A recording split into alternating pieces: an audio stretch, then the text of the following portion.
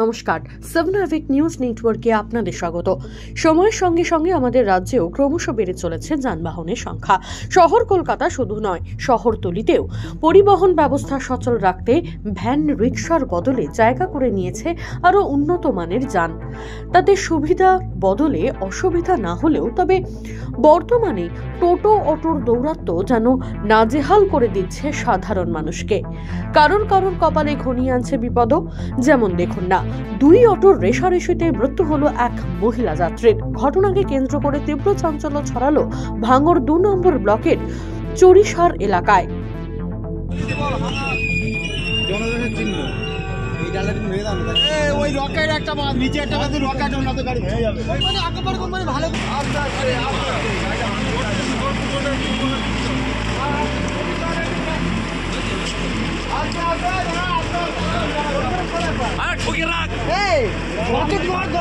স্থানীয় সূত্রে খবর, 2 যাত্রী বোঝাই অটো ভোজেরহাট থেকে পাকাপোলের দিকে আসার সময় একে অপরের সঙ্গে রেশারেশি ও ওভারটেক করতে করতে গাড়ি চালানোর সময় ঠিক চরিসা এলাকার একটি অটো নিয়ন্ত্রণ হারিয়ে একটি 4 চাকা সবজির গাড়িতে ধাক্কা মারে।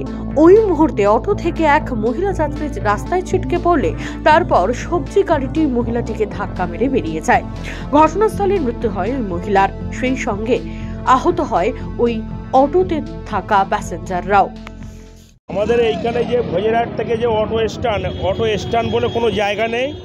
আমাদের থানাইতে কিছু পুলিশরা পয়সা খেয়ে সেটা দেখা যায় ব্রিজের ওপরে একটা স্ট্যান্ড করেছে। সেই স্ট্যান্ডে দেখা যায় প্যাসেঞ্জার ভর্তি না হলে ওরা সেই মতন ছেড়ে, আর যত অটোর ড্রাইভাররা আছে সব গাঁজা খাচ্ছে, সব দেখা যায় গাঁজা ফাঁজা খেয়ে, আর সাধারণ মানুষকে দেখা যায় ওরা বিভ্রান্ত করে চলে গিয়ে গাড়ি কোনোটা সিঙ্গেল মানে না, এদিক সেদিক করে গিয়ে এই অ্যাক্সিডেন্ট করে আজকের এই একটা দুর্ঘটনা।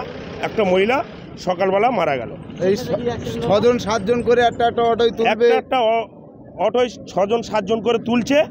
আর প্লাস দেখা যায় ওখানে বলছে যে কোনো ইউনিয়ন নাই, ওরা বলছে যে আমরা ইউনিয়ন করেছি বলে একটা সরকারি জায়গা ব্রিজের ওপরে সেই জায়গায় এ করে পয়সা তুলে খেয়ে, আর এইসব অ্যাক্সিডেন্টটা ওরা নিজেই করেছে। অটো এসে 4 সাথে মেরেছে। হ্যাঁ, অটো 4 সাথে, অটোয় ছিল 7 জন। একটা মহিলা মৃত্যু বাড়ি থেকে তিনি তার শ্বশুর বাড়ি যাচ্ছিল, সে হয়ে গেল, বার হয়ে গেছে। বাকিগুলো সব আহত হয়ে আছে, সব হসপিটালে নিয়ে গেছে। এই অটো স্ট্যান্ডের কোনো ডিসিপ্লিন নেই, প্যাসেঞ্জার ভূ শব্দে তুলছে, কোনো ওদের নেই যে একটা 6 জন কি 5 জন আর একটা কোনো নেই। একটা ডিসিপ্লিন মেনে চলা ওদের একটা দরকার। আর বেশি প্যাসেঞ্জার তুললে তাদেরকে মারধর করে এখানে পুরো একটা ওটা মহেন্দ্র গাড়ি ছিল তো 407, ওকে এসে মোটামুটি কাটাতে গিয়ে ডালার গায়ে লেগে মহিলাটা পড়ে গিয়ে ঢুকে গিয়ে সব বার হয়ে ছিটকে গেল। অটোটা এখানকার লোক সব ধাক্কা মেরে পুকুরে ঠেলে দিয়েছে। অটো চালানো এখন বন্ধ থাকবে যতক্ষণ না এর বিচার হচ্ছে, কি ভেগে ওরা রায়টা নেবে। সপ্তাহান্তে বেগতিক গতির জেরে প্রাণহানির ঘটনায় ওই এলাকার উত্তেজিত জনতা টোটোটিকে রাস্তার পাশে থাকা পুকুরে উল্টে দেয়। খবর পেয়ে ঘটনাস্থলে আসে পোলেরহাট থানার পুলিশ। পরিস্থিতি নিয়ন্ত্রণে আনার পাশাপাশি দেহ উদ্ধার করে নিয়ে যাওয়া হয়েছে। পুকুর থেকে অটোটি জেসিবি দিয়ে তোলার চেষ্টা চালাচ্ছে প্রশাসন।